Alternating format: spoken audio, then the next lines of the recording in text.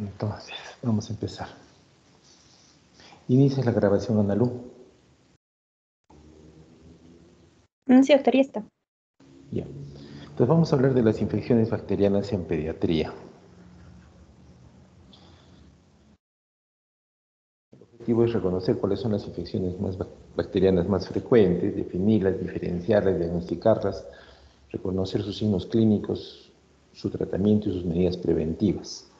Para ello vamos a desarrollar introducción a las enfermedades infecciosas, la aparición de nuevas enfermedades infecciosas emergentes y reaparición de otras antiguas, epidemias globales, resistencia a los antibióticos, nuevas familias de antibióticos, conceptos básicos en infectología. Vamos a hablar un poco del microbioma, microbiota, identificación del paciente con posible enfermedad infecciosa, algunos scores útiles. Vamos a hablar un poquito sobre cómo se eligen los tratamientos antibióticos. Vamos a hablar sobre difteria, tétanos, tosferina y síndrome coqueluchoide. Empezamos. Las enfermedades infecciosas, miren, son ustedes ya ayer han estado haciendo un seminario, me parece, sobre infectología, el manejo de antibióticos. Entonces tenemos que saber que estas son unas enfermedades que son muy importantes, ¿no?, para la salud pública por el costo que conlleva. Obviamente han habido muchísimos cambios en el manejo y en la detección de estas enfermedades en los últimos 50 años, ¿no? Anteriormente, en mis épocas, cuando yo era estudiante, igual que ustedes, la mayoría de infecciones se trataban con antibióticos, y ahora sabemos perfectamente que la mayoría de infecciones son virales y que no requieren antibióticos. Ha habido también disminución de algunas enfermedades infecciosas. Antiguamente, en mis épocas, cuando yo era interno, no hablábamos de nebulizaciones, no hablábamos de cuadros de obstrucción bronquial. Todo era bronconeumonía, ¿no? Y a todo le poníamos penicilina, cloranfenicol. Así existía el programa IRA, ¿no? En la actualidad ya sabemos que la mayoría de infecciones respiratorias, tanto altas como bajas, son virales. Entonces, por lo tanto, también ha disminuido obviamente el exceso de antibióticos, y por otro lado, jóvenes también, gracias al hecho de las vacunas, ¿no? Las vacunas que en la actualidad hay. Entonces ha hecho que, por ejemplo, ya no veamos muchos casos de neumonía por neumococo, neumonía por Haemophilus influenza, ¿no? Todo eso ha mejorado. Pero obviamente hay aparición de nuevas enfermedades infecciosas, hay nuevas que están apareciendo, ¿no? Como por ejemplo este coronavirus, ¿no? Que es una variante. Siempre ha existido el coronavirus, ¿no? Solamente que ahora pues ha hecho una variante y apareció como una enfermedad emergente. Y también hay otras reemergentes, como por ejemplo sarampión. Sarampión, ya se dio la alerta a nivel nacional de que ya habían casos reportados de sarampión en muchos departamentos, ¿no? Sobre todo en Cusco fue el último reporte que hubo. Por lo tanto, antes de la pandemia esperábamos que haya sarampión aquí en Arequipa, ¿no? Pero gracias a la pandemia se cortó la transmisión, ¿no?, y la llegada del sarampión, pero en cualquier momento va a aparecer. Tenemos que estar a la expectativa. Obviamente también ha habido incremento de la resistencia a los antimicrobianos, y esto por el uso indiscriminado y el uso no racional de los mismos, ¿no? Ya se empezó a hablar incluso de las nanomedicinas, ¿no? Y tanto también como los nanonutrientes, no solo nanomedicinas, sino también nanonutrientes.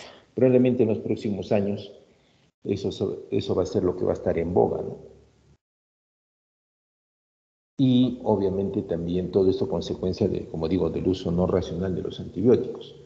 También no hay nuevos antibióticos que han aparecido. No sé si ustedes ayer, no llegué a escuchar esa parte en el seminario, si es que ustedes han estado conversando sobre nuevas familias. Ya no hay, ¿no? No se han creado. Todos los que son los antibióticos que aparecen simplemente son familias de los ya existentes, variantes, igual que los virus, son variantes, pero en realidad nuevos antibióticos ya no hay, no se han inventado. También hay muchas infecciones en los niños que tienen inmunodeficiencias, tanto primarias como secundarias, ya están apareciendo nuevamente Gracias a la medicina, ¿no?, que ha ido avanzando pasos gigantes, mejor dicho, hemos empezado a diagnosticar mejor a los niños, ¿no? Y hemos encontrado pues que hay inmunodeficientes primarios, ¿no? Y hay también inmunodeficientes adquiridos. Obviamente también se ha incrementado o ya está en vías de desarrollo desde hace muchos años la inmunoterapia, ¿no?, con anticuerpos monoclonales como el pamizumab, ¿no?, la profilaxis, por ejemplo, del sincicial respiratorio, por ejemplo.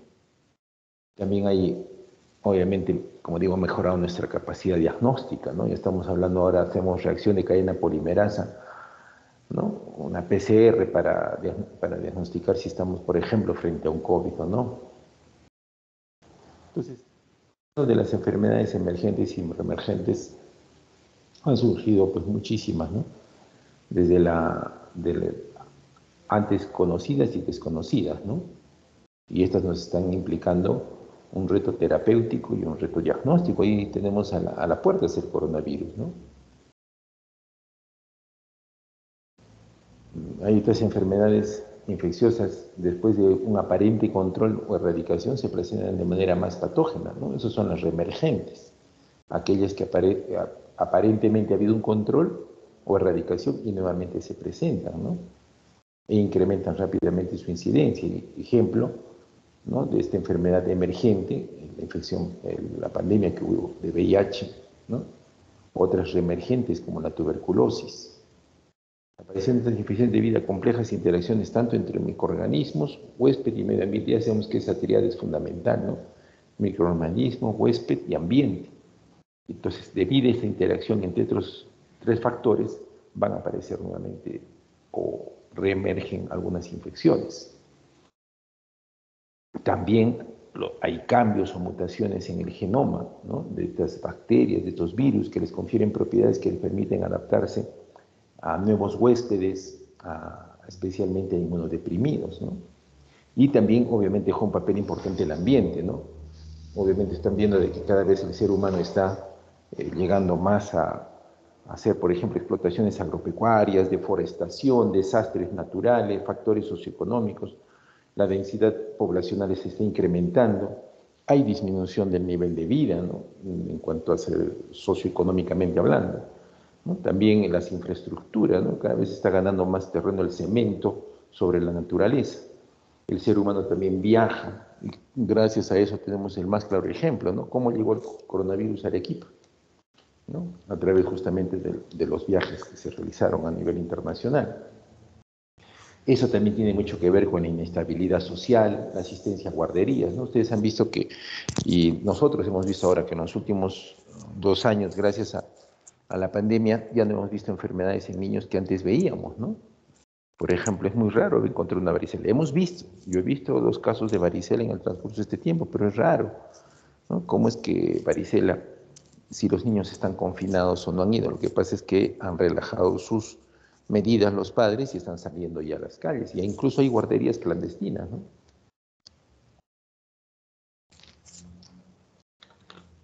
Todo esto produce cambios en los nichos ecológicos microbianos y conduce a una mejor adaptación de los microorganismos en el huésped, ¿no?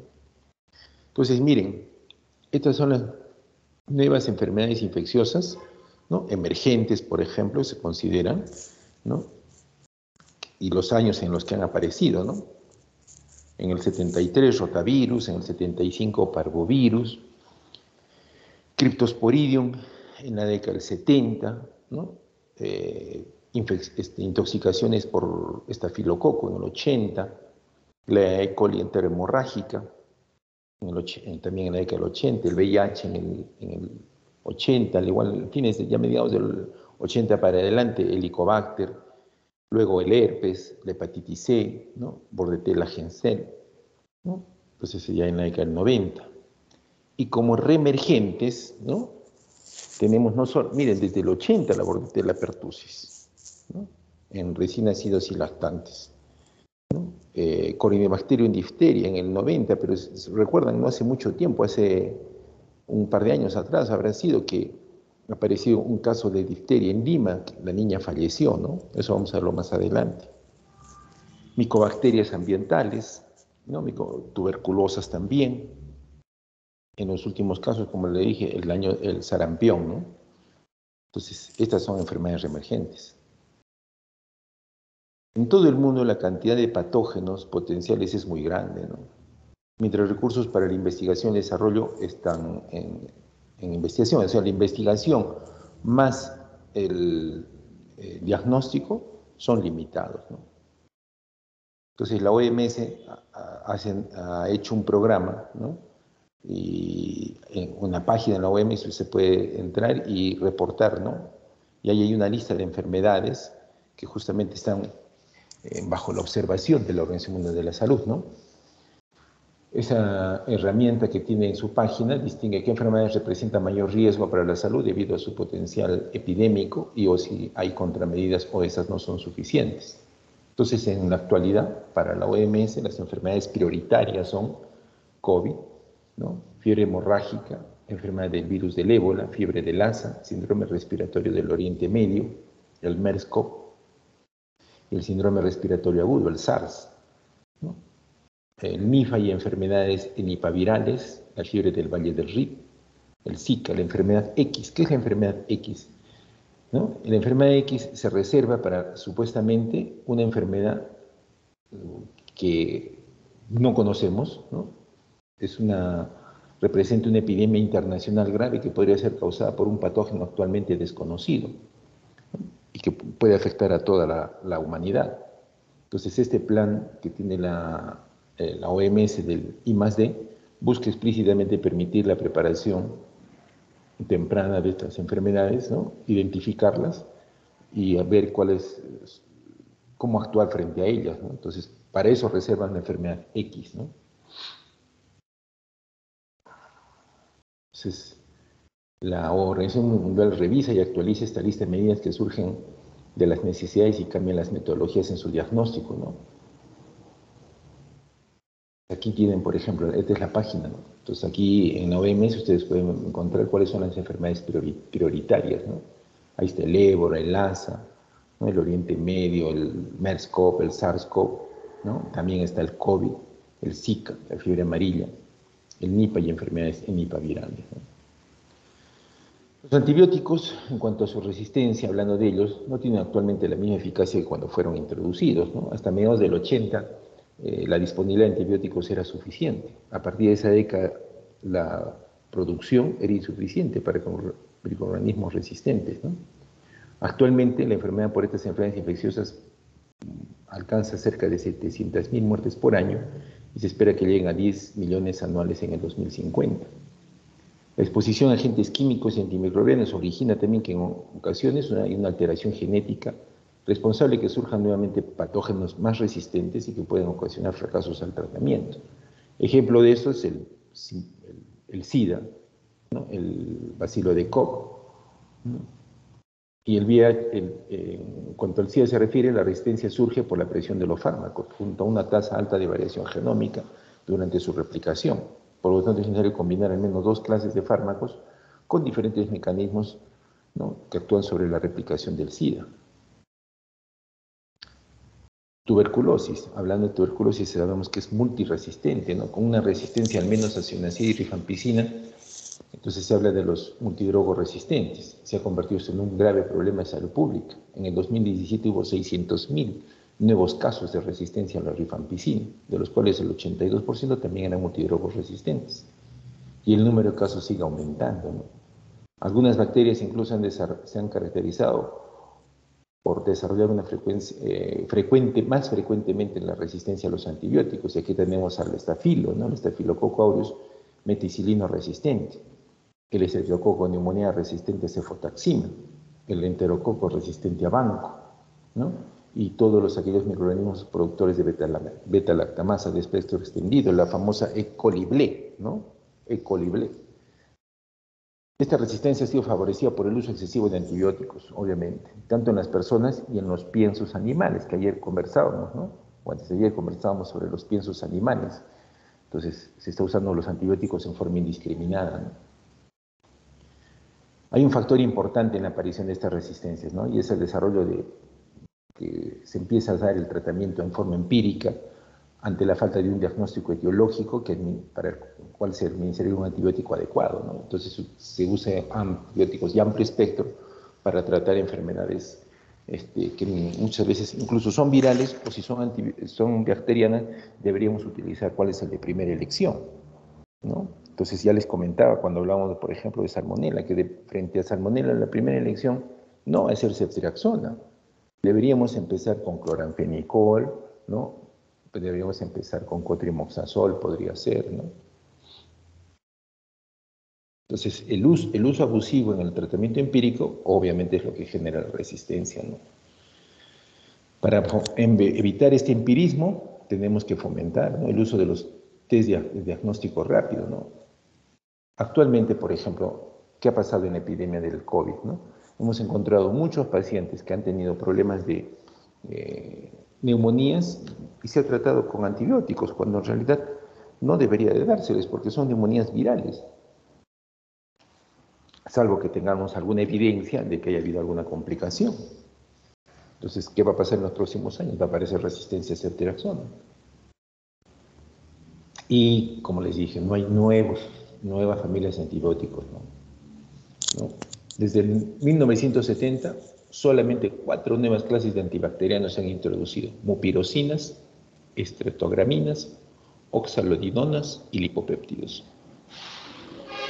El primer miembro de las oxalididonas, el linezolid, fue aprobado por la FDA en el año 2000.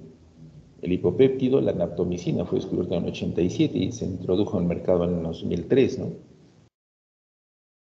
Estas moléculas tienen un nuevo mecanismo de acción y no están relacionadas con ningún antibiótico predecesor.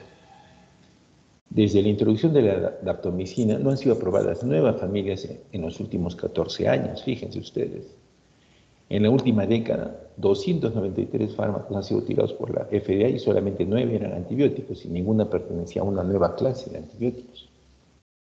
Entonces, obviamente, mucho de esto tiene que ver el manejo en la UCI, ¿no?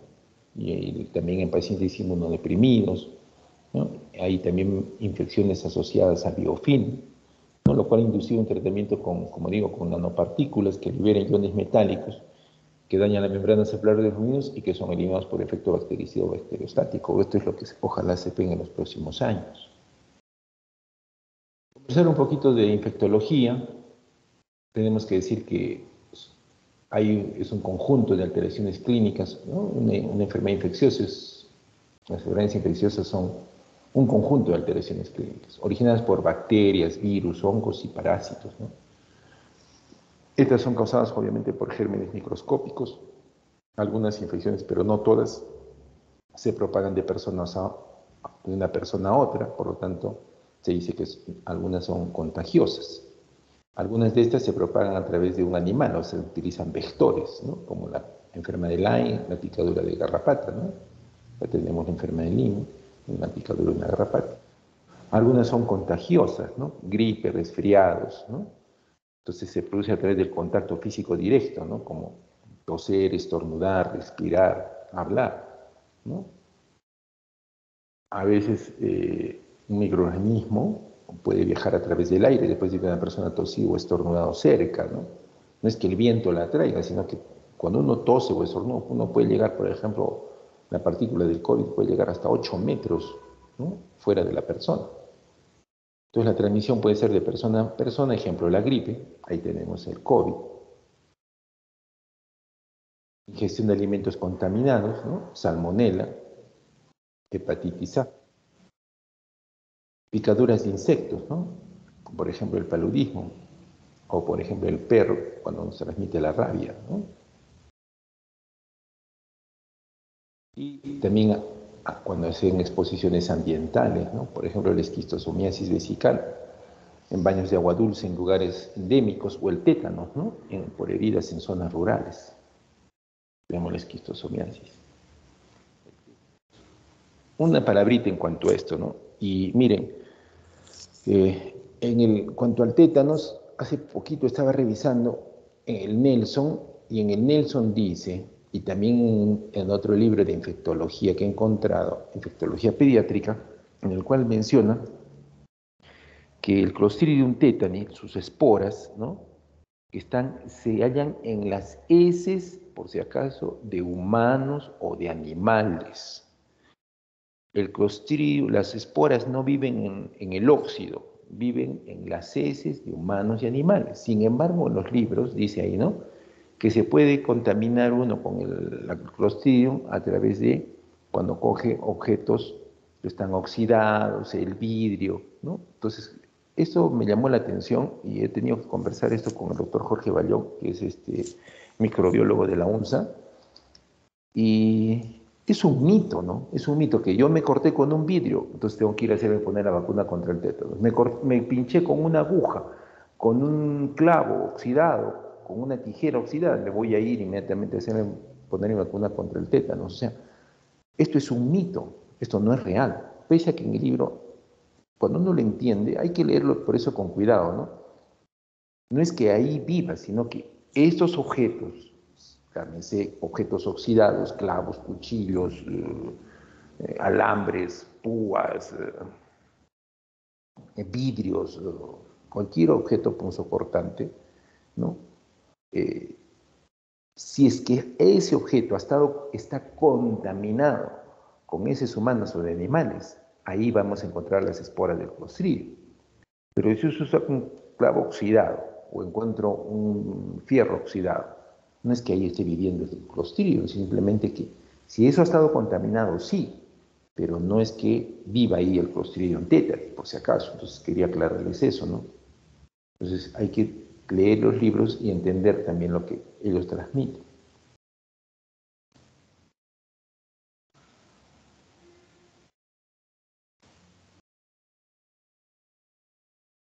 Bien, ahora vamos a hablar un poquito sobre microbioma y microbiota. ¿Qué es el microbioma? Es el conjunto total de microorganismos, incluidos los genes microbianos y las interacciones ambientales. Hay comunidades microbianas diferentes que colonizan sitios específicos del cuerpo. Fluctúan durante las diferentes etapas de la vida, ¿no? Ahí tenemos, por ejemplo, lo que se llama la microbiota. La microbiota es la comunidad microbiana cuyo desarrollo y función es importante para nuestra inmunidad y para el metabolismo de nuestro organismo, ¿no? Entonces, existe una microbiota. Ya no hablamos hoy por hoy, jóvenes, ya no se habla de la flora bacteriana, por si acaso. Ahora hablamos de la microbiota. Ya no hablamos de flora bacteriana, hablamos de microbiota. Y la microbiota, ¿no? Puede ser, por ejemplo, microbiota de la boca, la microbiota respiratoria, la microbiota del tracto gastrointestinal, que es muy importante, la microbiota genital, ¿no?, la microbiota de la axila, ¿no? Entonces, cada parte de nuestro organismo tiene su propia microbiota. ¿Qué es un probiótico? Son preparados celulares, microbianos o sus componentes que tienen un efecto beneficioso para la salud y el beneficio, ¿no?, y el bienestar de nuestro organismo. Deben sobrevivir al pasaje del tracto gastrointestinal y llegar al colon. Deben ser seguros y con beneficios demostrados en estudios bien diseñados y controlados. Eso es un probiótico. Tenemos varios probióticos en nuestro medio, ¿no? Ahora se los voy a mostrar. También existen los prebióticos.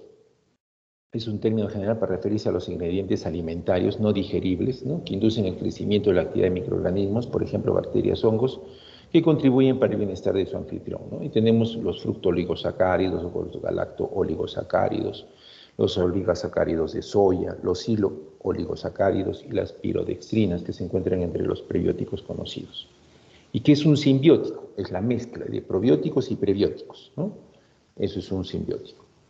Aquí, por ejemplo, tenemos, miren, la microbiota, ¿no?, como les decía, de la nariz,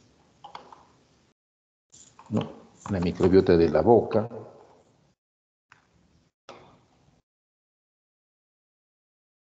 la microbiota de la nariz, de la boca, del estómago, de los pulmones, de la piel, del intestino, de la vagina, ¿no?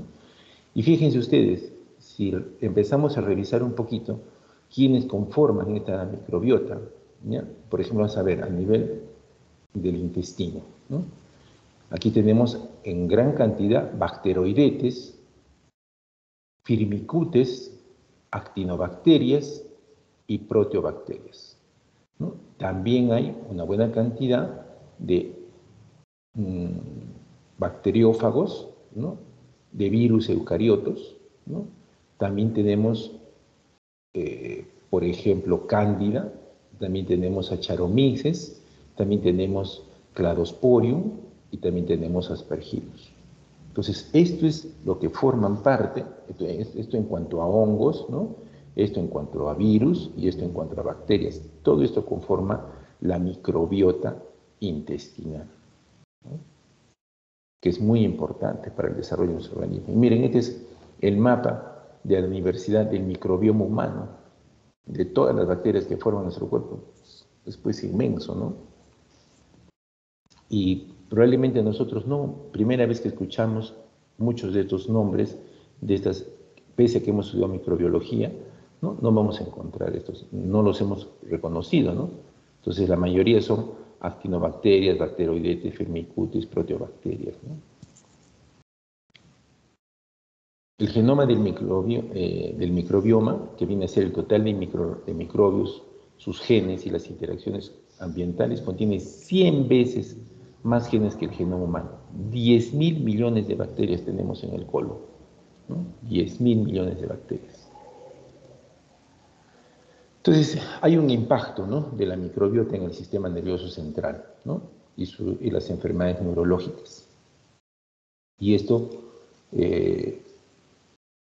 nuestro sistema nervioso central incluso está regulado por señales tanto intrínsecas como periféricas, y estudios previos han sugerido que estos factores ambientales afectan las actividades neurológicas, tanto fisiológicas como condiciones patológicas.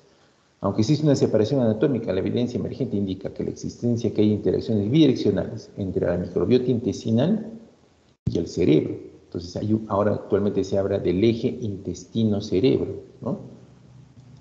El intercambio de información entre la microbiota intestinal y el cerebro puede tener un impacto crucial durante los procesos neurogenerativos básicos, en trastornos neurodegenerativos y en problemas tumorales del sistema nervioso central. Aquí en este artículo discuten la interacción biológica de este eje intestino-cerebro y exploran más a fondo cómo esta comunicación puede estar disregulada en enfermedades neurológicas. Y destacan nuevos conocimientos sobre la modificación de la composición de la microbiota intestinal que pueden surgir como una terapia prometedora para tratar los trastornos del sistema nervioso central. Entonces, hay una serie de interacciones, ¿no?, entre el cerebro y la microbiota intestinal, ¿no? Entonces, si quieren, pueden revisar ese artículo, ahí lo tienen para leerlo. También el rol de la microbiota en la inmunidad y en la inflamación, ¿no?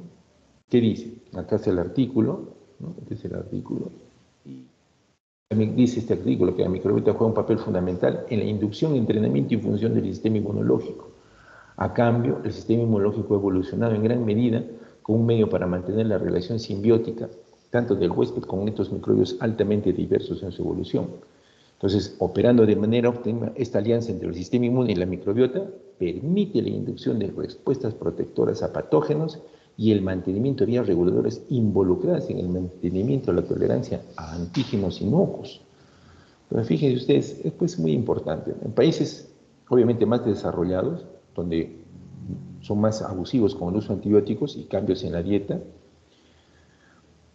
y también por haberse vuelto socios en la eliminación de ciertos nematodos, se ha seleccionado una microbiota que carece de una capacidad de recuperación y diversidad necesaria para establecer respuestas inmunitarias equilibradas. Este fenómeno propone explicar parte del dramático aumento de la autoinmunidad y trastornos inflamatorios en partes del mundo donde nuestra relación simbiótica con esta microbiota ha sido muy afectada. Entonces aquí, por ejemplo, se ve, ¿no?, la promoción de la regulación inmunológica por la microbiota, ¿no?, durante un proceso de inflamación. Entonces, los comensales, ¿no?, promueven la inducción de células T reguladoras. Estas células T reguladoras, a través de la detección directa, ¿no?, de productos microbianos por las células T o las células dendríticas. Acá tenemos una célula dendrítica, ¿no? Entonces, esta célula T reguladora es la que va a empezar a producir interleuquinas, ¿no? Otros comensales promueven la inducción de células TH17, ¿no?, que regulan la función y la homeostasis de las células epiteliales a través de estas interleuquinas. En el contexto de la inflamación, La microbiota juega un papel regulador, ¿no? Los metabolitos derivados de los comensales pueden tener un efecto sistémico sobre las células, ¿no? Entonces, estas moléculas, ¿no?, pueden inhibir la activación de los neutrófilos, ¿no? Al entrar en el tejido, los monocitos inflamatorios también pueden responder a los ligandos derivados de los microbios, produciendo mediadores como la prostaglandina 2, que limitan la activación de los neutrófilos y el daño tisular. Y hay una relación, por ejemplo, ¿no?, entre microbiota y enfermedades respiratorias, ¿no? Entonces, hay un creciente cuerpo de evidencia clínica que indica la relevancia de la microbiota para la salud y las enfermedades pulmonares.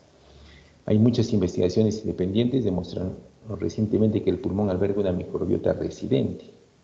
Es intrigante que esta microbiota pueda moldear la inmunidad pulmonar y las funciones de la barrera epitelial.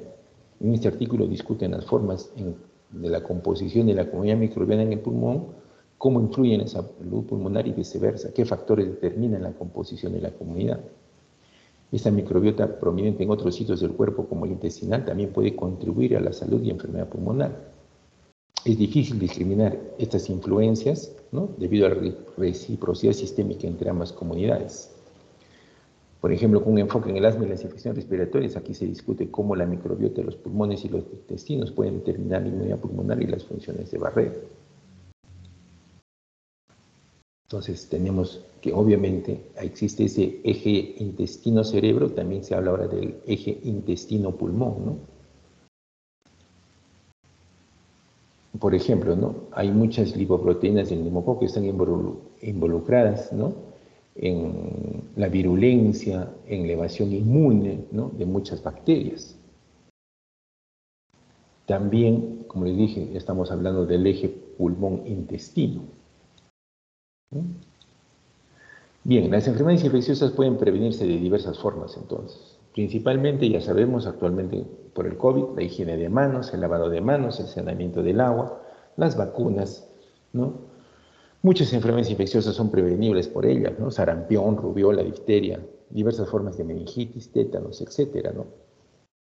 Y obviamente, ¿no?, no hay ninguna forma de prevenir las enfermedades, excepto las vacunas. O sea, hasta el momento la medicina no se ha inventado nada para prevenir una enfermedad. ¿Cómo prevenimos el coronavirus?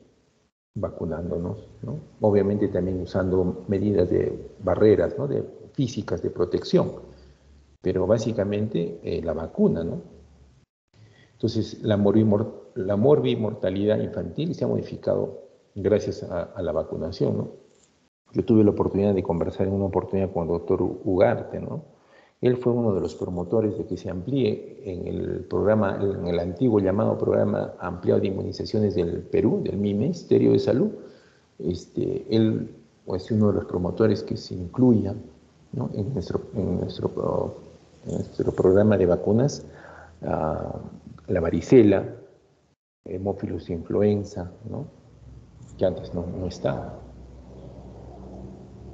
Obviamente existen tratamientos muy eficaces contra enfermedades infecciosas, ¿no?, mediante el uso de antibióticos, enfermedades infecciosas bacterianas, ¿no?, pero solo un uso racional va a garantizar la no generación de resistencias.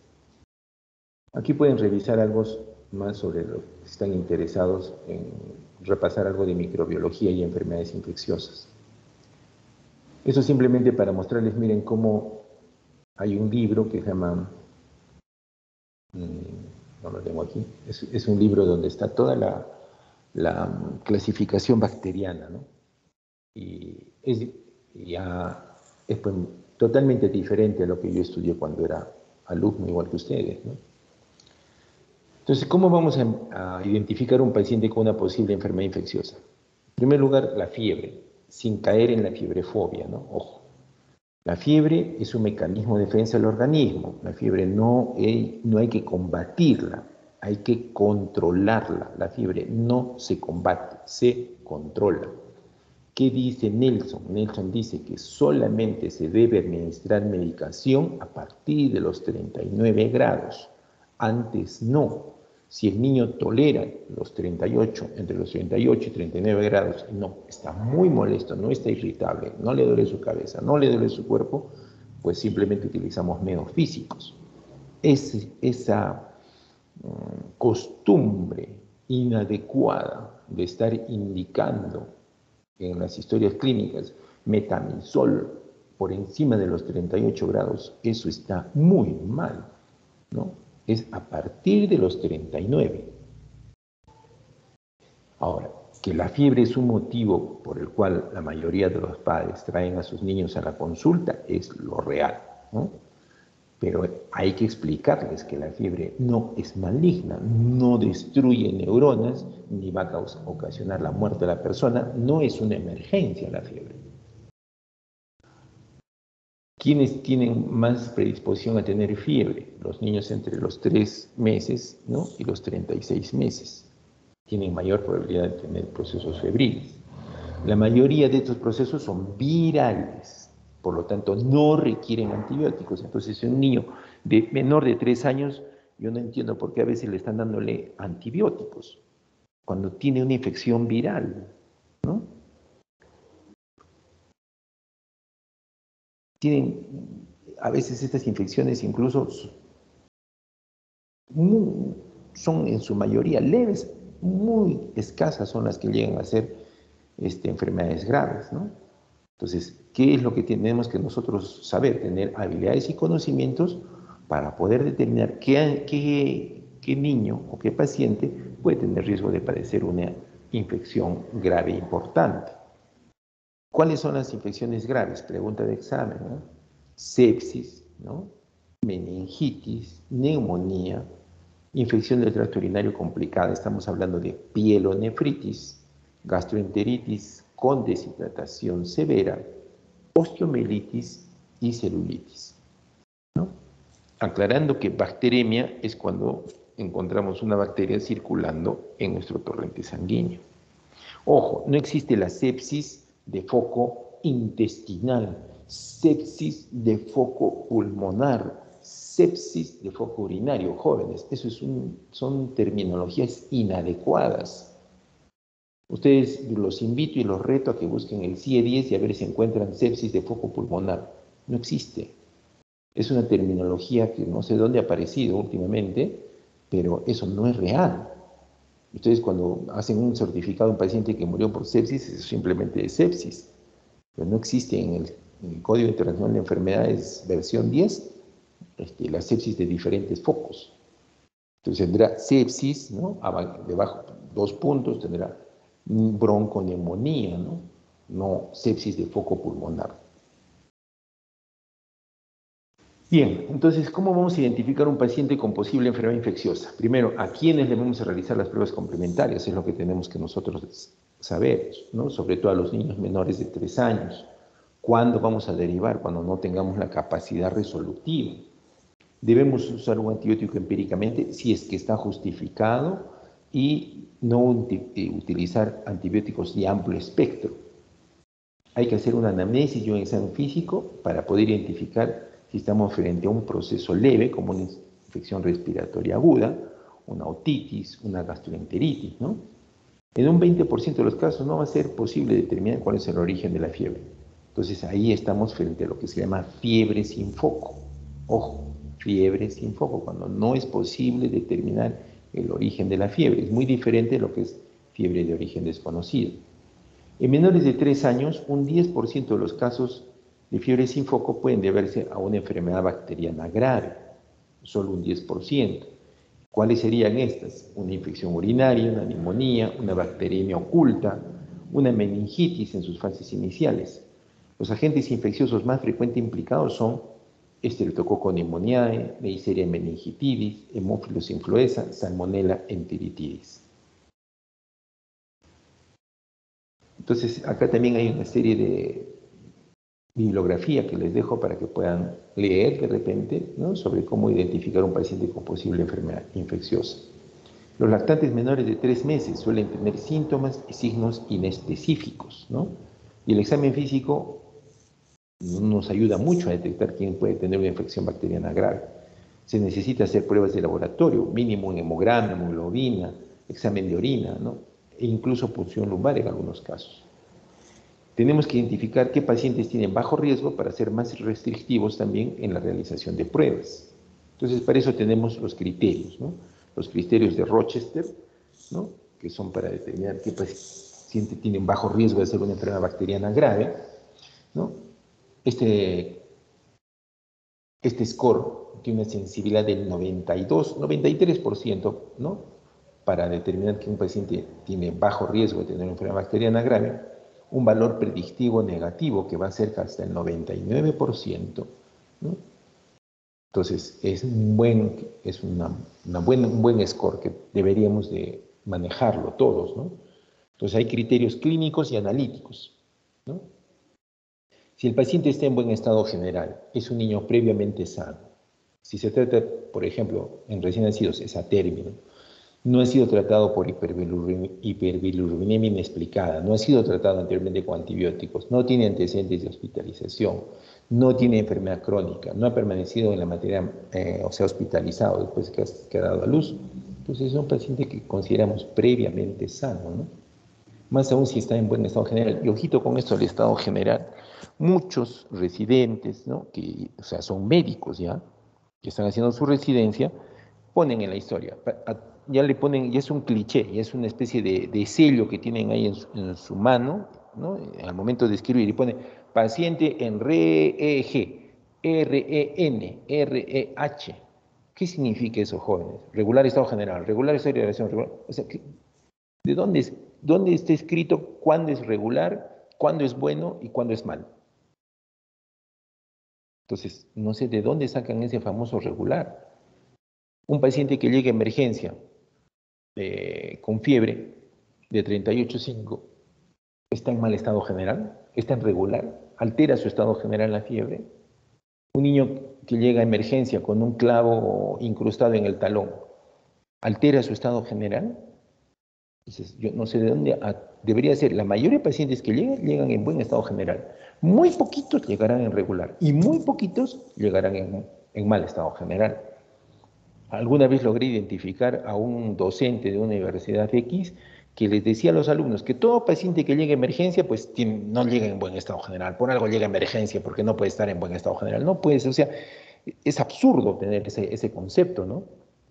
Entonces, si ustedes piensan que un paciente está, porque llega a emergencia, está en regular estado general, borren eso de su mente, jóvenes, porque eso está totalmente equivocado. Revisen los libros de semiología. No, nadie dice eso, ¿no? A alguien se le ocurrió y difundió eso, y eso está mal difundido. Bien, entonces regresando a nuestro tema, ¿no? Un niño generalmente llega a emergencia en buen estado general, si está previamente sano, no tiene signos de infección de piel, partes blandas, huesos, oídos. Le hacemos sus exámenes, un hemograma que está normal entre 5.000 y 15.000 neutrófilos, menos de 1.500 en cifras absolutas, con un seguimiento urinario no patológico, ese es no patológico. Entonces, este niño tiene bajo riesgo de ser una enfermedad bacteriana grave, ¿no? Podemos manejarlo ambulatoriamente. Entonces, si cumplen todos los criterios, no es necesario hacer ninguna exploración más, ¿no? Pero si incumple alguno de ellos, ¿no? O hay un aumento de los reactantes de fase aguda, entonces debería ser el paciente sometido a una punción lumbar, ¿no? También existe la escala de IOS, ¿no? La escala de IOS es para menores de 3 meses, ¿no? En esta escala valora la actitud, el esfuerzo respiratorio, su perfusión periférica, ¿no? Y le alcanza un puntaje, ¿no?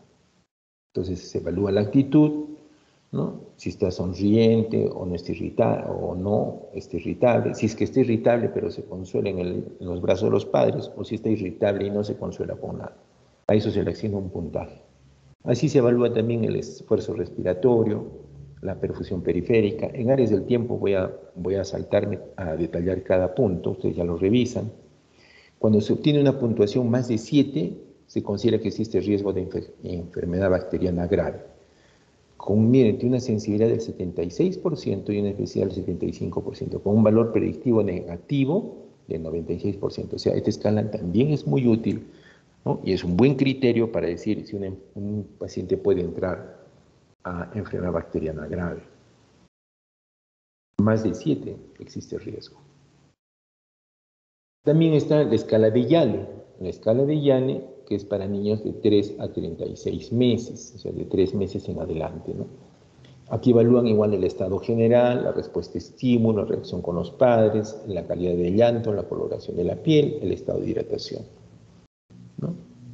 Igual, en aras del tiempo, voy a saltarme para que podamos avanzar. Entonces, puntuación debajo de 10 es bajo riesgo, ¿no? Entonces, para tener una enfermedad potencialmente grave, ¿no? Bacteriana grave. Una puntuación entre 11 y 15 tiene riesgo medio para poner una enfermedad bacteriana potencialmente grave.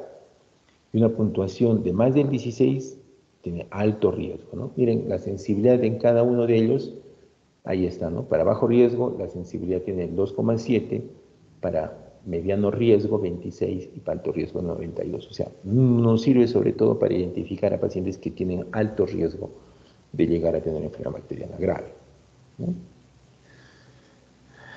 ¿Tiene algún inconveniente? Pues una puntuación normal no excluye bacteriemia, pero una puntuación alta sí nos predice que hay una probable enfermedad bacteriana grave. También está la escala de NICE, ¿no? De NICE, que es en semáforos, ¿no? Verde, amarillo, rojo. Es un poquito más extensa, es para menores de 5 años, ¿no? Evalúan color, actividad, función respiratoria, circulación y otros, ¿no? Esta es una escala para manejo de niños con fiebre sin foco, menores de 5 años, ¿no? Desde el punto de vista de sus exámenes, ¿no? Examen de orina, radiografías, ¿no? Entonces, ¿cuál es el valor diagnóstico de las pruebas de laboratorio en la evaluación de un niño con una probable enfermedad infecciosa? Primero, el patrón de oro para el diagnóstico de una enfermedad infecciosa es la demostración del microorganismo, obviamente. Hay que enviar los especímenes al laboratorio para hacer y un buen laboratorio que nos haga un proceso de calidad, tanto en la toma de la muestra, transporte y procesamiento. Los errores cometidos en estas fases no podrán ser subsanados, ¿no? Por muy bueno que sea el laboratorio.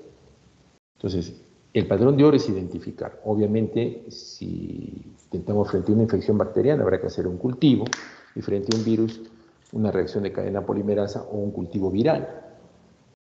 Actualmente aquí no tenemos la posibilidad de hacer cultivos virales. Ojalá que con esta pandemia mejore nuestro sistema de salud.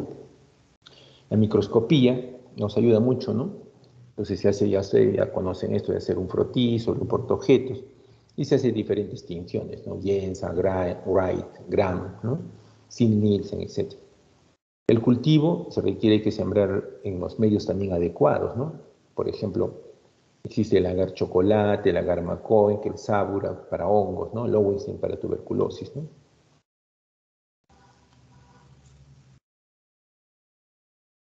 El hemograma, ¿no? El punto de corte se sitúa por encima de los 15.000 leucocitos, ¿no? Un recuento de polimorfos nucleares de más de 10.000, ¿no? Con neutrófilos inmaduros más de 1.500 nos está diciendo que hay desviación izquierda, ¿no? Entonces, esto se asocia a mayor riesgo de enfermedad bacteriana grave en niños menores de 2 años. Leucocitosis con desviación izquierda. Un examen de orina es importante siempre realizar porque generalmente en estos grupos etarios menores de 3 años hay riesgo de infección urinaria, ¿no? Y ellos suelen tener fiebre sin foco, ¿no? Entonces siempre hay que pedir su examen de orina. Cuando no tenemos foco, ojo, si llega un niño con diarrea ya tenemos el foco, no sé por qué estar pidiendo examen de orina.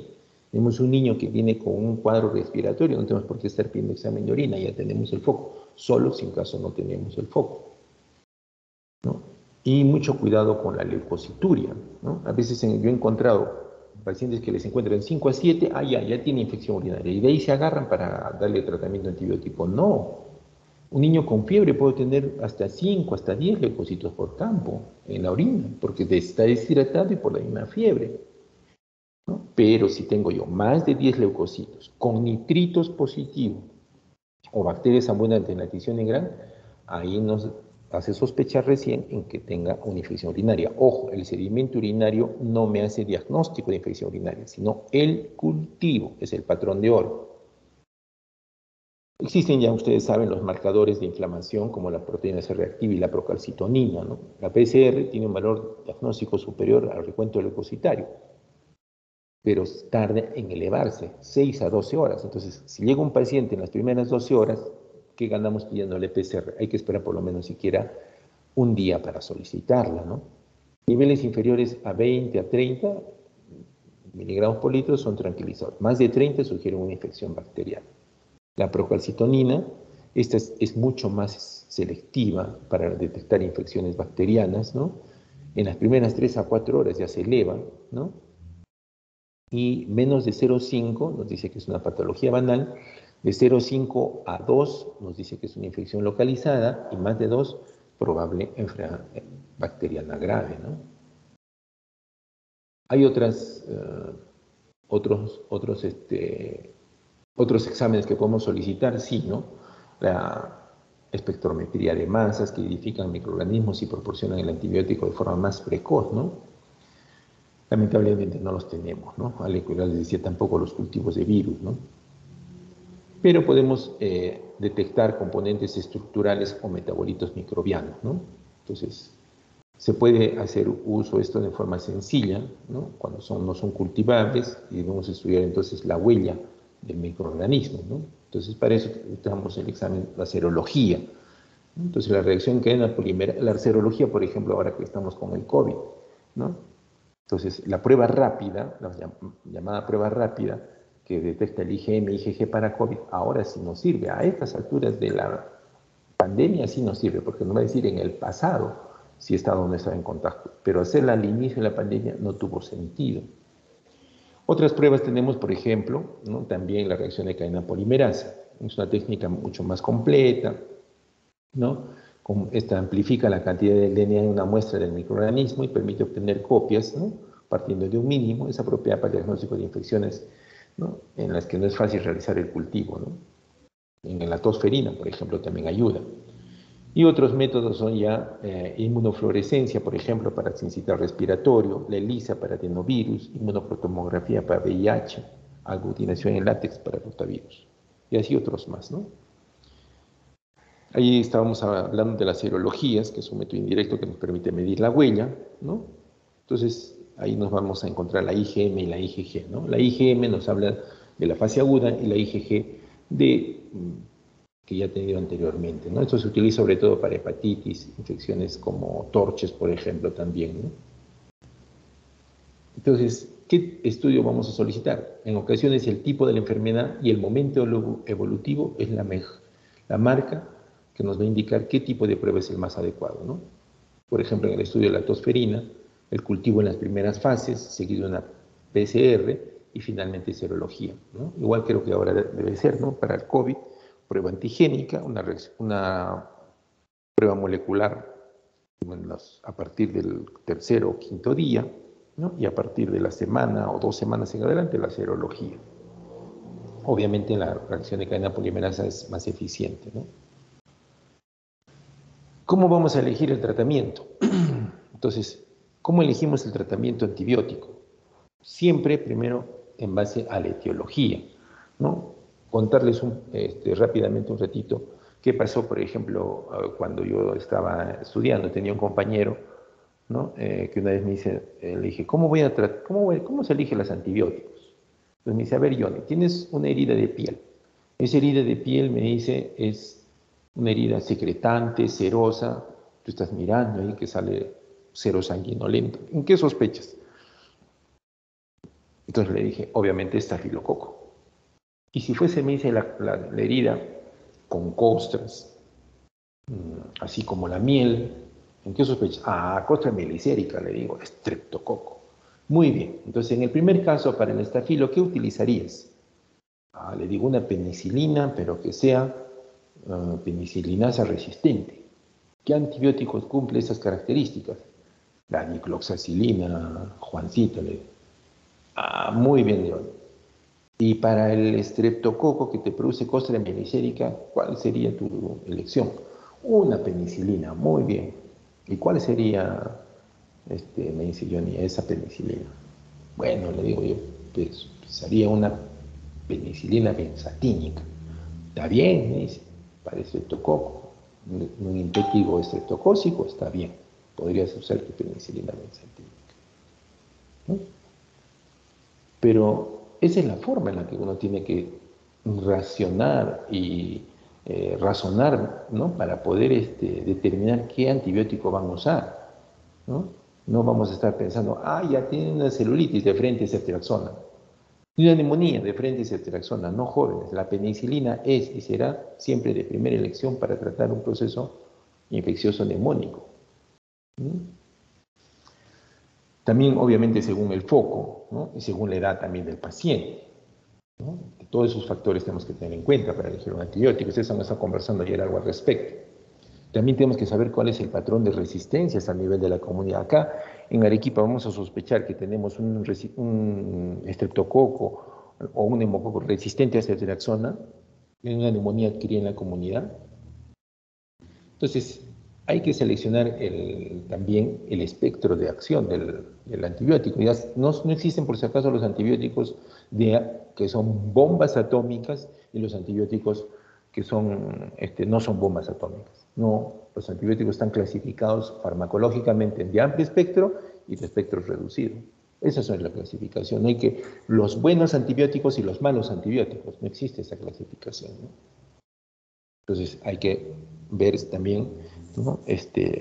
Las características del antibiótico, ¿no? Su absorción, su distribución adecuada, si llega o no llega a esa zona, ¿no? No todos los antibióticos llevan al sistema nervioso central. Algunos antibióticos se secretan mejor por vías urinarias, ¿no? Y tenemos los aminoglucósidos. Hay que ver también la toxicidad del antibiótico, ¿no? La dosis que se le va a dar, cuál es la mínima o la máxima, ¿no? Comentarles que alguna vez, por ejemplo, un paciente que estaba en UCI, acá del Hospital General, muy grave, indiqué que se le ponga amicacina 21 miligramos por kilo. Y la médico de ahí conversó con el doctor de los Ríos, ¿no? Y se quejó y le dijo, ¿por qué, doctor, está indicando 21? Porque la paciente estaba pues grave, una sepsis a todo dar, había sido atropellada, tenía múltiples lesiones, áreas expuestas, estaba intubada muchos días. No voy a estar utilizando pamicacina dosis de 15, que es la dosis mínima. Tengo que usar las máximas dosis en esos casos. Y la máxima dosis de amicacina es 21. En el último Pediatrics Dosage, creo que dice hasta 22 miligramos por kilo. Entonces también hay que ver cada cuánto tiempo se le va a administrar, ¿no? Y también que el tiempo que se administre el antibiótico sea siempre los esquemas más cortos, ¿no? Entonces ahí conversar un poquito, ayer ustedes ya han conversado, ¿no? Sobre el uso de los antibióticos, ¿no? Sabemos que en primer lugar para gram positivos están las penicilinas, para gram positivos y negativos van avanzando las cefalosporinas. Conforme avanzamos de cefalosporinas en generación, sabemos que los de primera generación es más para gram positivos y los de tercera generación más son para más gram negativos y para cubrir también anaerobios, ¿no? Entonces, ahí tienen ustedes los antibióticos, ¿no? Ustedes ahí creo que lo han estado revisando con más detalle, ¿no? Entonces, los carbapenems, por ejemplo, son de muy amplio espectro, ¿no? El Astrionam es básicamente para gram negativos, ¿no?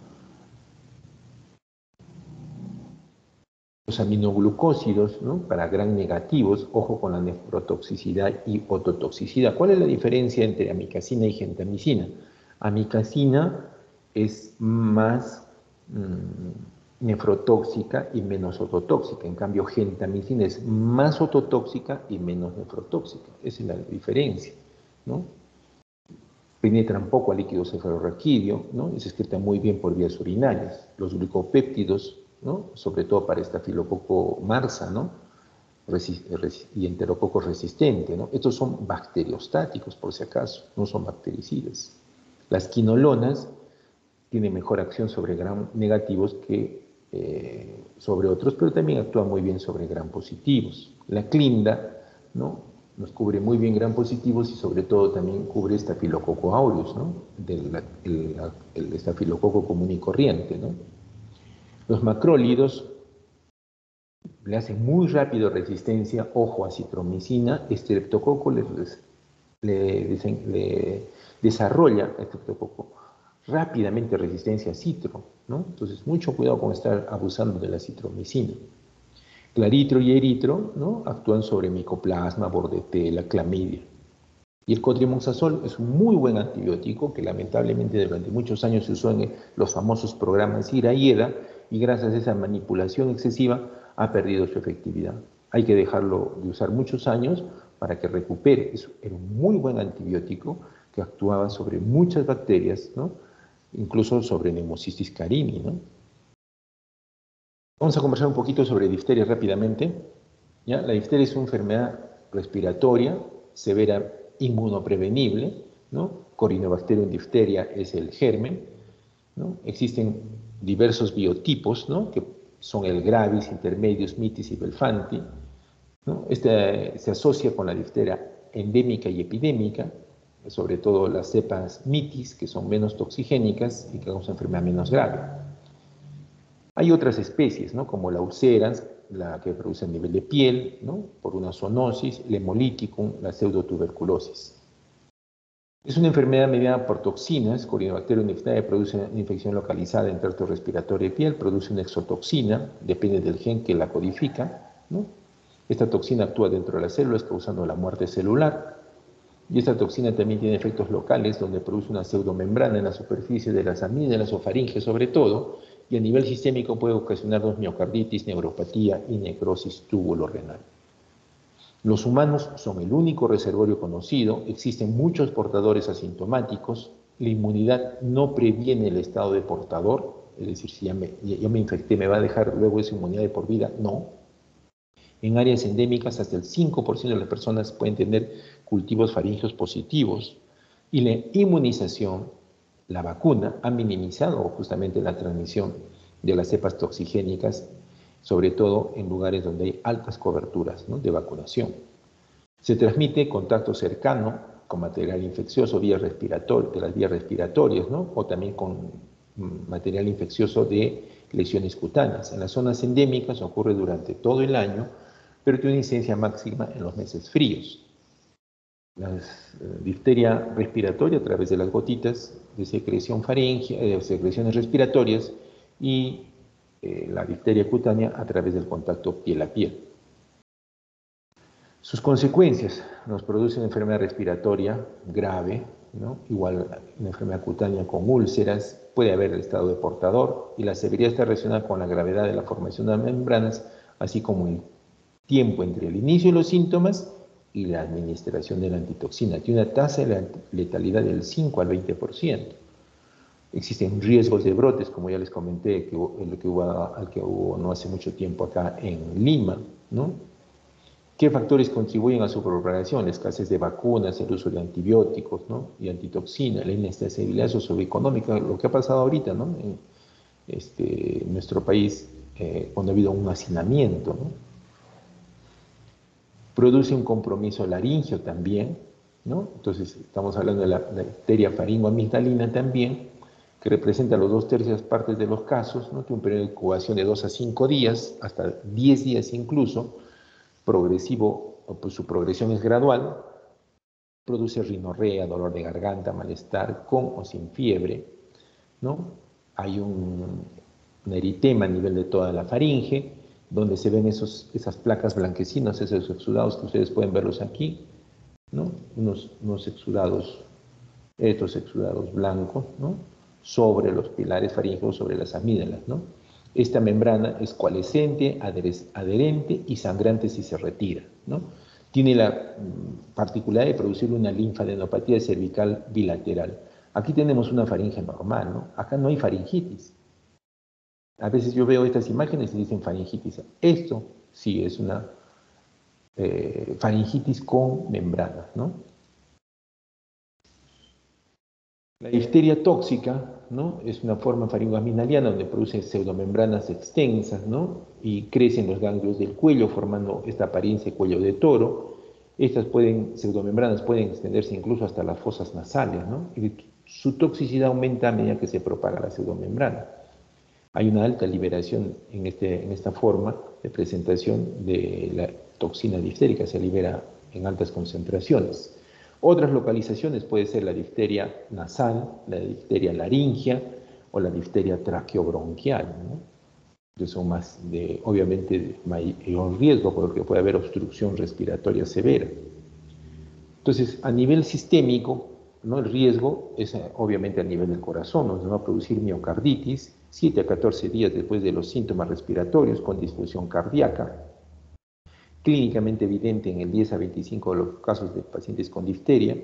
Hay disminución de los ruidos cardíacos, un ritmo de galope, dilatación cardíaca y disnea. En el 2/3 de los casos, alteraciones de la onda ST con prolongación del segmento QT y bloqueo cardíaco de primer grado. La miocarditis es un factor de mal pronóstico.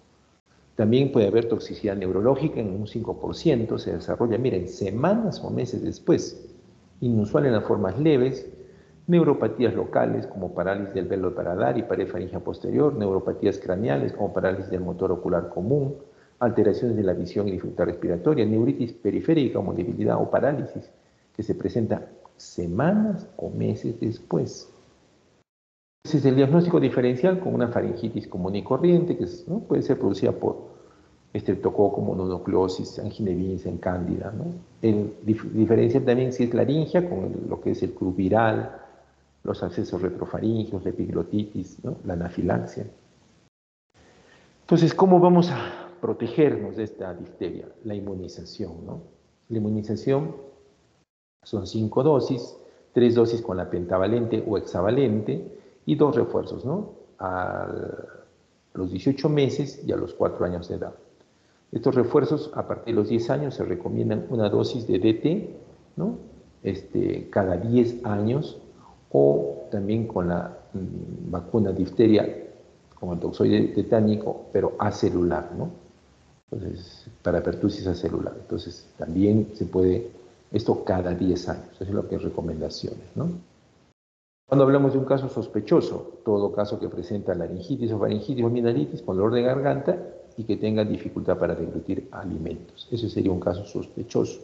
Probable, ¿no? Si este cuadro además tiene membranas adhesivas en las amígdalas, faringe o nariz, ¿no?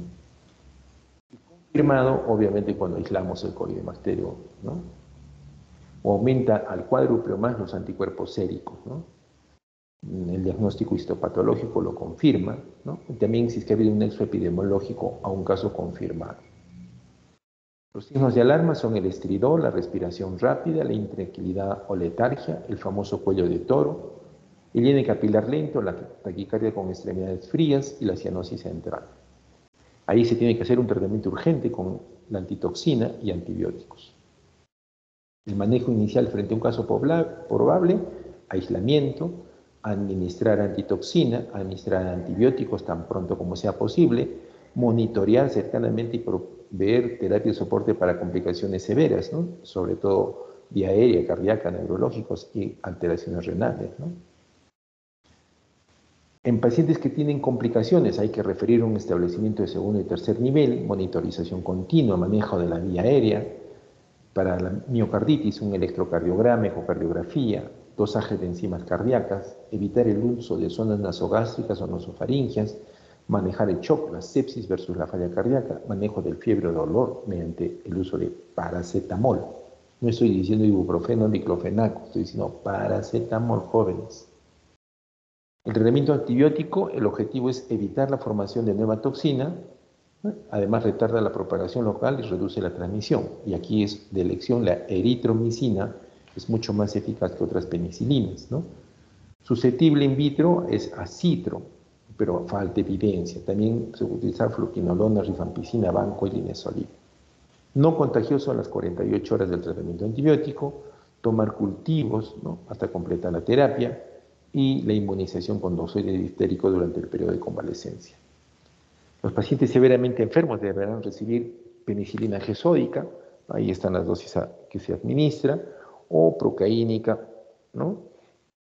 Administrada también en las dosis que ahí están indicadas, ¿no?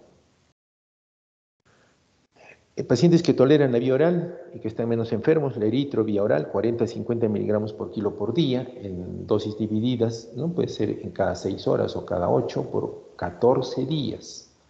Se puede utilizar también la penicilina vía oral, que nadie le da bola, pero que existe en nuestro país. La citro también para niños se puede utilizar de 10 a 12 miligramos por kilo una vez al día, ¿no? Por 14 días. Para adultos, 500 miligramos una vez al día por 14 días. Hay una susceptibilidad in vitro a otros agentes, sí, ¿no? Como acitro, claritro, quinolonas, clinda, banco. Han sido evaluados en infección clínica o en portadores, ¿no? En pacientes severamente enfermos que son alérgicos a penicilina, hay que consultar y hay que ver de acuerdo a la sensibilidad. La antitoxina diftérica, ¿no? La evidencia sugiere pues, que tiene una buena eficacia, ¿no? En la era pretoxina la mortalidad era el 50%. El tratamiento temprano tiene que ser lo más pronto posible, es crítico iniciar tempranamente, ¿no? Y es inversamente proporcional al tiempo de duración de la enfermedad antes de la administración, la protección, ¿no? La protección que nos confiere es inversamente proporcional al tiempo de duración, es decir, hay que hacerlo por eso lo más pronto posible. Esta antitoxina va a neutralizar la toxina circulante libre, puede administrarse por vía intramuscular o endovenosa. Con la administración endovenosa pueden alcanzarse más rápido las concentraciones sanguíneas terapéuticas de la antitoxina. La dosis recomendada es de 20.000 a 100.000 unidades según la extensión de la lesión, pues la cantidad de la toxina depende del tamaño de las membranas y el tiempo transcurrido desde el momento del comienzo de la enfermedad, ¿no? Esta es la presentación que viene de la antitoxina diftérica. Siempre hay que revisar el prospecto de cualquier producto que vamos a administrar, sobre todo estas antitoxinas, ¿no? Sean entre 2 a 8 grados, no se congela. Una vez que se abre la ampolla, debe de usarse de inmediato, deben descartarse los viales, ¿no? Aquí está, por ejemplo, cómo se administra a las mujeres embarazadas. Dice, no deben recibir la toxina antidifteria. En mujeres embarazadas no se aplica. Estos son los rangos de dosificación, ¿no? Si tenemos una localización faríngea o cutánea de 20.000 a 40.000 unidades, nasofaríngea de 40.000 a 60.000, y si una enfermedad extensa, con una duración de más de 3 días, con el famoso cuello de toro, de 80.000 a 120.000 unidades, ¿no? Vía intramuscular o endovenosa, ¿no? Diluida en cloruro de sodio, y se pasa esto en 2 a 4 horas, ¿no? Sobre todo para dosis superiores a 20.000 unidades. En cuadros graves preferimos la vía endovenosa y en los casos leves la vía intramuscular. Algunas recomendaciones generales. La disponibilidad en estos momentos es limitada, ¿no? Se prefiere siempre utilizar la dosis inferior. La dosis es la misma para niños y adultos, no hay que repetir la dosis, ¿no? Y hemos optado por la vía endovenosa en los casos severos y se mezcla en suero salino, ¿no? En medio litro y se administra lentamente. Si es que en el caso amerita y el paciente hace una anafilaxia, ¿no? Entonces, ¿qué cosa hay que hacer, ¿no? Ya saben que la anafilaxia es una reacción inmediata, no voy a tener una anafilaxia a la semana o a los días, ¿no? Es inmediata, ¿no? El tratamiento es con adrenalina, ¿no? Adrenalina como antídoto, ¿no? La reacción febril, si es que ocurre, ¿no? Son leves y se trata solamente con paracetamol, ¿no? La enfermedad del suero, esa sí puede aparecer generalmente 7 a 10 días después de la exposición, ¿no? El rango va de 5 a 25 días. Entonces, ¿cuáles son los pasos para administrar? Aquí los tienen. Siempre usar todas las medidas de protección personal, monitorizar al paciente, ¿no? Sobre todo sus signos vitales, una prueba de sensibilización previa, ¿no? Siempre se recomienda que los individuos alérgicos se administren antihistamínicos o hidrocortisona antes de administrar la antitoxina a un paciente que tenga antecedentes alérgicos, ¿no? Después de la prueba de sensibilización, si no hay reacción, se administra todo el tratamiento en una sola dosis. Si hay reacción, se le tiene que hacer una desensibilización y luego se administra la antitoxina. Monitorizar al paciente siempre de cerca, ¿no? Para ver si hay signos de anafilaxia. ¿Cómo se hace la prueba de sensibilidad? Es un PPD, ¿no? Conversamos de los prick test en prácticas con algunos que hemos hecho prácticas acerca del prick test. Ese es en realidad lo que se hace también con la antitoxina diftérica, ¿no? O sea, un prick test. Se hacen pruebas si es que sale positivo, hay que desensibilizarlo, ¿no? Este es el esquema de sensibilización. Se le va poniendo, miren, 13 dosis, se diluye, ¿no? Y se le inyecta una determinada cantidad. Este es el esquema de desensibilización. Se administra un intervalo de 15 minutos, ¿no? Entonces, tiene que ser sometido a esto, obviamente, dentro de un establecimiento hospitalario con la monitorización debida. La desensibilización también puede hacerse vía intradérmica, o subcutánea o intramuscular, ¿no? Entonces, en tiempos de pandemia, ¿no? Obviamente, todos los trabajadores de salud recibimos una vacunación, ¿no? Una inyección de DT, o en algunos casos recibimos la DT acelular. Bien, una palabrita sobre tos ferina también. Esta es una enfermedad respiratoria grave, está reemergiendo, ¿no? Se registra más o menos entre 20 y 40 millones de casos en todo el mundo, ¿no? 90% en países en desarrollo. Se le atribuyen, miren, entre 200.000 y 400.000 muertes por año, ¿no? Miren cómo es la curva epidemiológica, ¿no? De tos ferina en lactantes menores de 6 meses que se hospitalizaron en un hospital, ¿no? Entre el 2003 y el 2006, o sea, es una enfermedad reemergente, ¿no? La fuente de contagio es intradomiciliaria en un 76 a 86% de los casos, ¿no? Existe un subregistro, solamente vemos la punta del iceberg, pero no estamos viendo el fondo del iceberg, donde están aquí la mayoría de pacientes, ¿no? Que son no reportados. Entonces es una enfermedad muy contagiosa, ¿no? Las tasas de ataque son hasta el 80% en personas susceptibles. En los contactos de los casos índice y convivientes, la tasa de ataque llega a ser hasta el 90%. El ser humano es el único reservorio, la transmisión es vía respiratoria, se produce a través de las gotitas, ya sabemos, respiratorias. Su transmisión es máxima, ¿no? Antes de la aparición de los primeros síntomas, y se extiende hasta 15 días o 2 semanas después del inicio de la tos paroxística. La transmisibilidad se abrevia a 5 días con la administración de antibióticos tipo macrólidos. Es una infección respiratoria grave, generalmente afebril. El examen físico normal entre los paroxismos, parece que el niño no luce enfermo. En el hemograma encontramos leucocitosis de 15.000 a 100.000, es muy alta la cantidad de leucocitos que encontramos, 50.000, 60.000 de leucocitos, ¿no? Y a predominio del linfocitario. La tos generalmente es prolongada, le llaman en China la tos de los 100 días, ¿no? Porque dura generalmente 3 meses, ¿no? O hasta a veces más tiempo en desaparecer.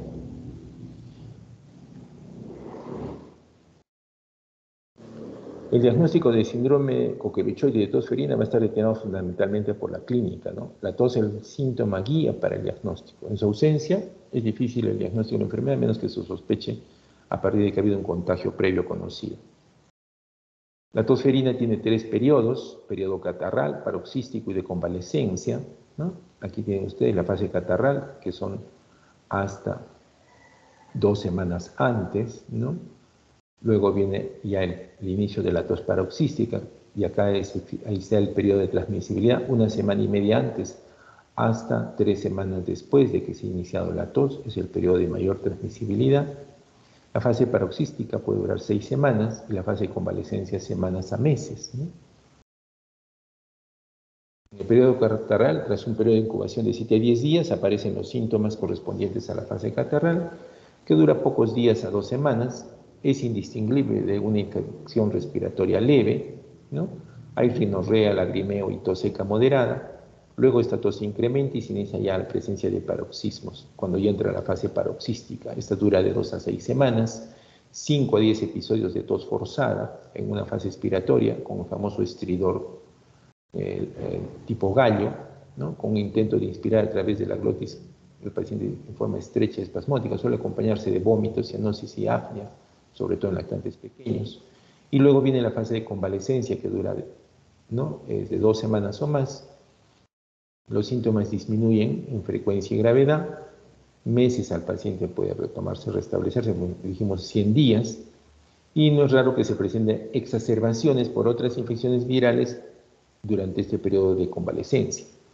Lo que hacen generalmente la tosferina, este microorganismo, es destruir el epitelio ciliar. Entonces, cuando acá tenemos el epitelio ciliar de la mucosa bronquial, lo que hace es producir pues úlceras, ¿no?, destrucción, citólisis, destrucción de las células. Entonces, ¿cuánto tiempo va a demorar esta célula en recuperarse? 100 días. ¿Cuáles son las manifestaciones clínicas más frecuentes? ¿No? Tenemos que son la tos pertusoide, la cianosis, el estridor, los vómitos y el apnea, ¿no? Son las más frecuentes. El diagnóstico se hace con cultivo, ¿no?, con PCR, con inmunofluorescencia, ELISA, ¿no? Las complicaciones son el apnea, las neumonías, que puede ser el 15 a 25%, sobre todo en los menores de 2 meses, que es lo que principalmente ocasiona la muerte. Encefalopatías en el 1%, convulsiones en el 4%, muerte en el 2%, puede producir síndrome de muerte súbita del lactante e hipertensión arterial pulmonar. El síncope, ¿no?, se presenta cuando hay pacientes que están desnutridos o deshidratados, son secundarias al aumento de la presión durante los accesos, puede haber hemorragias subconjuntivales, epístasis, edema de la cara, neumotórax, hematomas sudorales, hernias, incontinencia urinaria y fracturas incluso costales. Miren este niño cómo tiene esos ojos de mapache, ¿no?, después de haber tosido de un acceso de tos coqueluchoide, ¿no? Los adultos y adolescentes hay un subdiagnóstico, la infección puede ser asintomática, puede presentarse también con una pertusis clásica. Los mayores son fuente de la infección para los niños, es la famosa tos emetizante, ¿no?, y se asocia a veces con broncoespasmo. Esta enfermedad ha sido incrementando en los últimos 15 a 20 años, sobre todo en preadolescentes y adolescentes, y en menores de 5 meses, ¿no? Puede haber coinfección, sí, con otros virus, como el sincitial respiratorio, en un 33%, o con niños que tienen bronquiolitis, también puede asociarse sincitial con pertusis, ¿no?, hasta en un 15% de los casos. Se hospitalizan cuando hay un distrés respiratorio, si el paciente tiene cianosis o apnea, si tiene signos de peligro, como no tolera la vía oral, no puede deglutir, no lacta, presenta convulsiones, está letárgico o inconsciente. El paciente menor de 3 meses también se debe de hospitalizar y debe estar aislado, ¿no?, durante por lo menos unos 5 días. El tratamiento, ahí ya lo hemos ido conversando, acitro, claritro, también alternativa al cotrimoxazol. Ahí están las dosis y los grupos etarios. Miren lo que ya el centro del CDC, ¿no?, habla sobre una epidemia de pertusis en el 2012. Entonces, ¿cuándo es un caso confirmado? Aquel paciente que tiene cuadro de tos de más de 2 semanas de duración, que se acompaña de paroxismos, estridor o vómito posterior, sin otra causa aparente y sin prueba de laboratorio confirmatoria. Caso probable, aquel que cumple los criterios de diagnóstico clínico, pero en el que no se ha podido demostrar, ¿no?, microbiológicamente, ni se ha podido afiliar epidemiológicamente a un caso definitivo. Y confirmado, cualquier cuadro respiratorio con cultivo positivo, ¿no? Cualquier cuadro que cumple también los criterios de diagnóstico clínico con PCR positiva para bordetela, o ha habido asociación con algún caso índice confirmado con diagnóstico microbiológico confirmado, ¿no? El tratamiento sintomático, ¿no?, básicamente el objetivo es disminuir la intensidad y frecuencia de la tos y proporcionar oxigenación, hidratación, alimentación, ¿no? El tratamiento etiológico es para erradicar la infección de la nasofaringe y así interrumpir la transmisión. Cuando el tratamiento antibiótico se inicia en las 2 primeras semanas, puede tener algún impacto sobre los síntomas, ¿no? Si se inicia más allá de las 3 semanas, básicamente el beneficio sobre la evolución clínica es nulo, ¿no?, pero sí nos ayuda a erradicar o interrumpir la transmisión. Ese es su efecto más significativo. El uso de antibióticos para la prevención de casos secundarios tiene la finalidad de evitar las formas severas de la enfermedad en individuos con riesgo elevado. Los antibióticos empleados en profilaxis y las dosis son las mismas que para el tratamiento. Es recomendable iniciar una profilaxis que se inicie precozmente antes de los 21 días después de haber estado expuesto.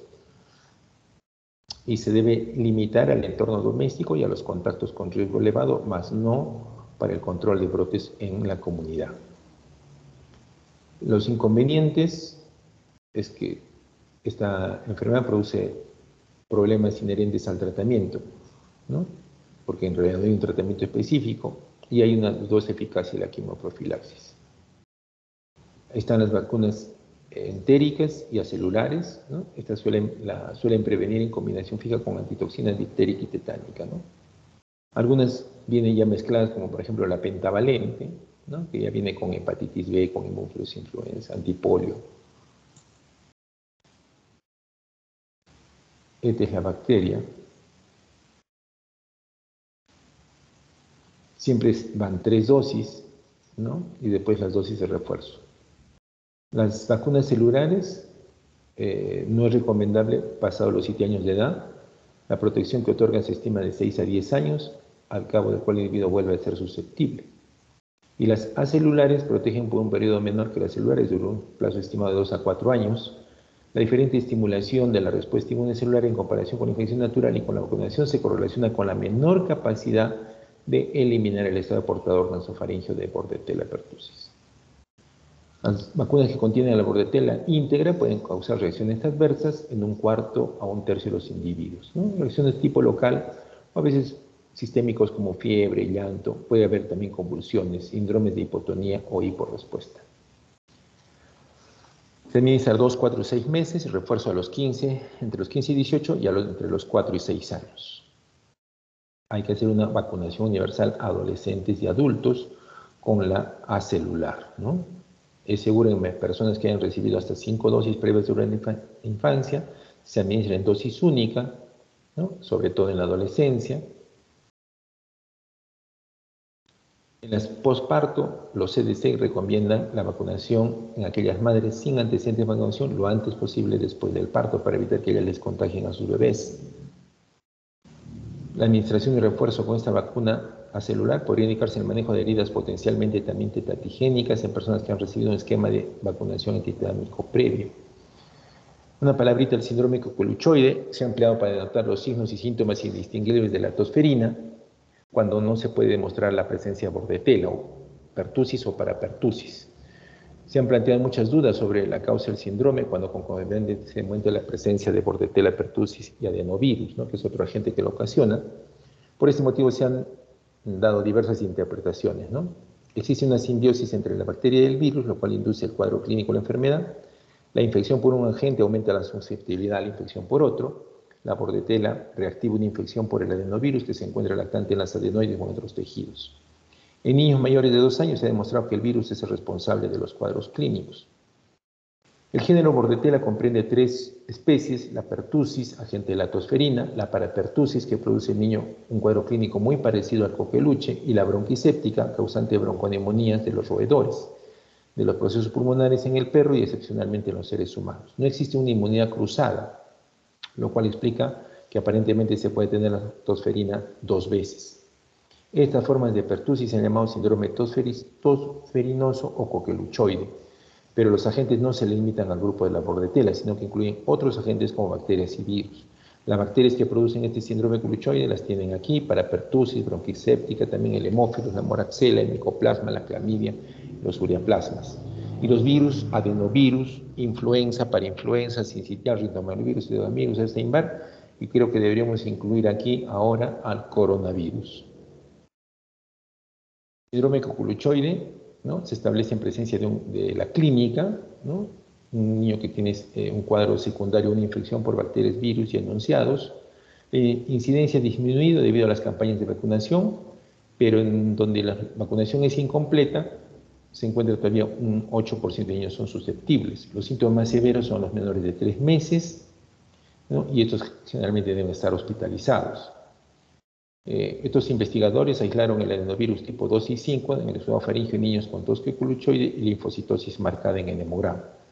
Porque ellos recomiendan que consulten por tos espasmódica por más de una semana de evolución, que se establezca en un principio el diagnóstico del síndrome coluchoide y no el de tosferina, sobre todo si los niños tienen antecedentes de haber sido inmunizados anteriormente con la DPT.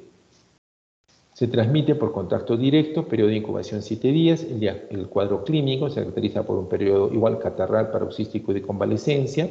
Los lactantes menores de 3 meses no manifiestan muchas veces todo el cuadro. Es frecuente una infección viral anterior, ¿no?, que propicia el recrudecimiento de este coqueluchoide. En el laboratorio, al final de la fase catarral, se encuentra la leucocitosis con linfocitosis también, anticuerpos fluorescentes y cultivo de la nasofaringe.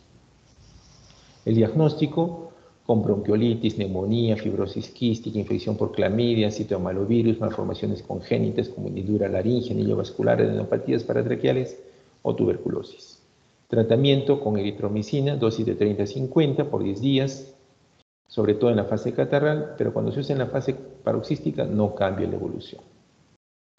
En caso de intolerancia se puede utilizar sulfametoxazol a dosis de 10 miligramos kilo día.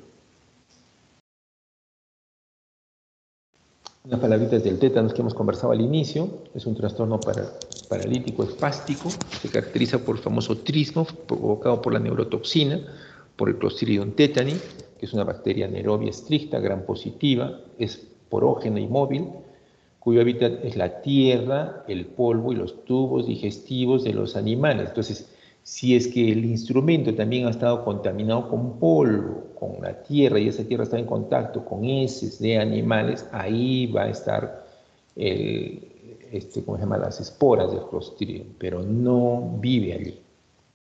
El Clostridium tetani forma esporas terminales, ¿no? Estas esporas pueden sobrevivir a la ebullición, pero no la autoclave. Las células vegetativas mueren con los antibióticos, el calor y los desinfectantes. Provoca alteraciones por mediación de una toxina que es la tetanoespasmina o toxina tetánica, que es la segunda más letal. Una dosis de 10 a la menos 8 miligramos por kilo es suficiente como para producirnos daño. Epidemiología, distribución mundial, ¿no? Es endémica, incidencia variable.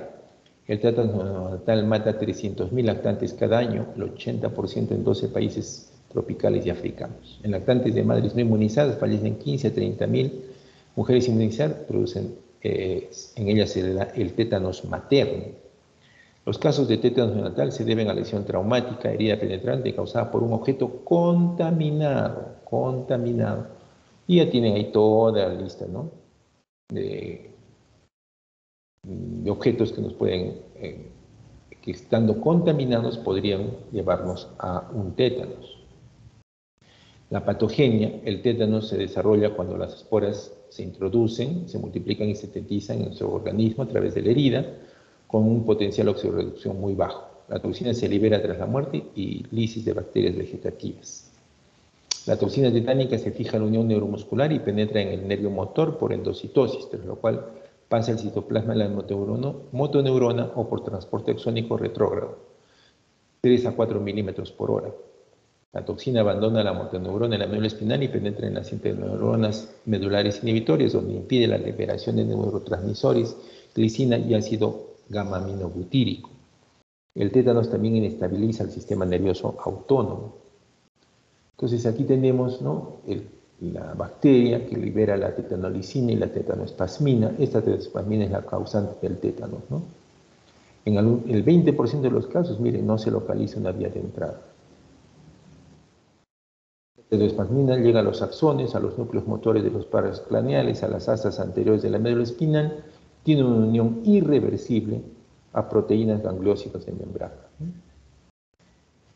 Y una vez que se ha unido ahí, bloquea la liberación de estos inhibidores, lo cual va a ser la causa de los espasmos musculares y la inestabilidad del sistema nervioso autónomo, la disfunción autonómica. Entonces se manifiesta mediante un tétanos generalizado, localizado, tétanos cefálico también o tétanos neonatal. El tétanos generalizado, periodo de incubación de 2 a 14 días o meses, presenta trismo, cefalea, inquietud, irritabilidad, disfagia, opistótonos, obstrucción respiratoria, dolor muscular y fiebre, taquicardia, arritmias, hipertensión lábil, diaforesis, vasoconstricción. La parálisis se acentúa en la primera semana y una mejoría gradual en 1 a 4 semanas. Aquí tenemos la risa sardónica, el trismo, los espasmos y el opistótono, ¿no? Se recupera en 2 semanas. La causa de muerte suele ser la disfunción autonómica. El tétanos localizado produce espasmos dolorosos, puede generalizarse, rigidez de los músculos asociados con el lugar de la inoculación. Es una afección leve, recuperación espontánea y puede ser el inicio de un tétanos generalizado.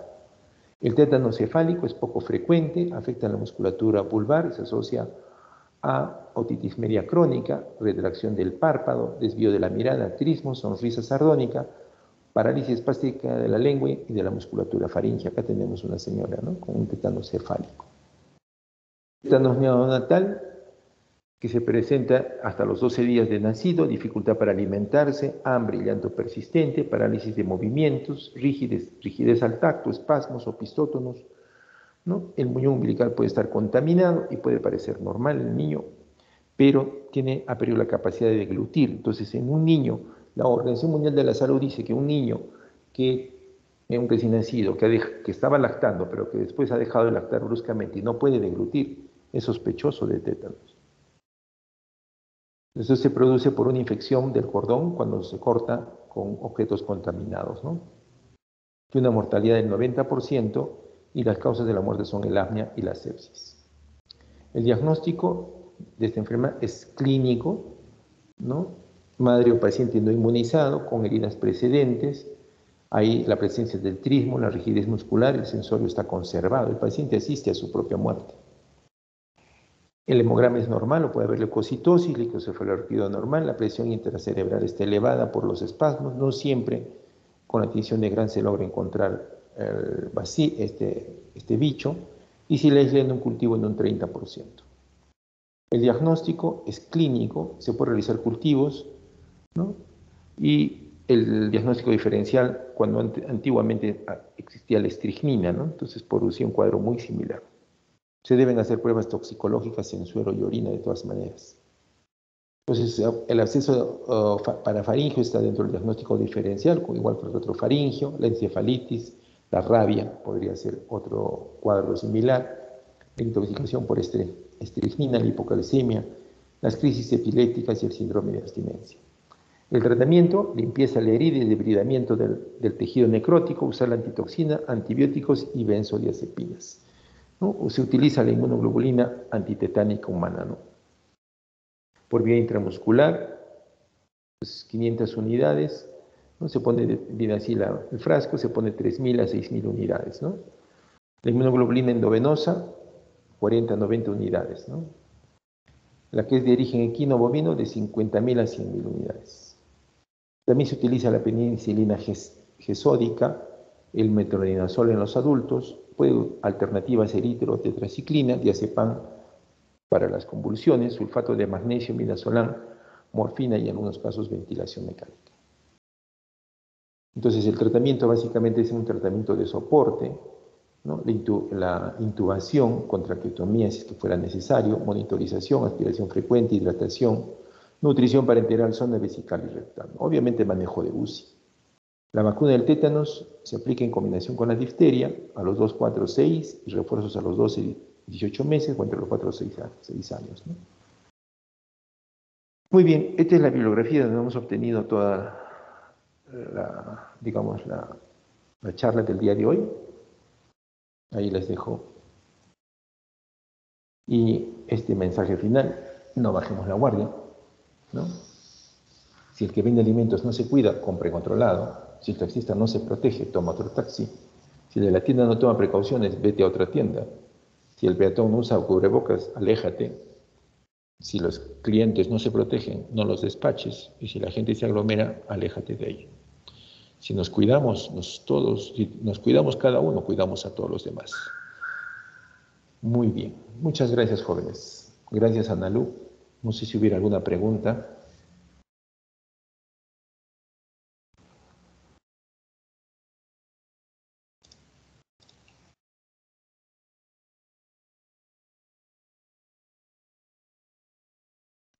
Qué pena que no haya habido más personas en la clase, pero espero que les haya sido útil, ¿no?, y les sirva para repasar.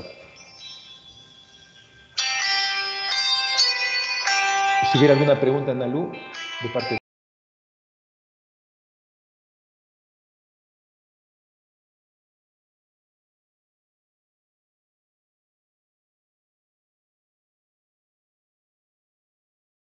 Creo que no hay preguntas, doctor.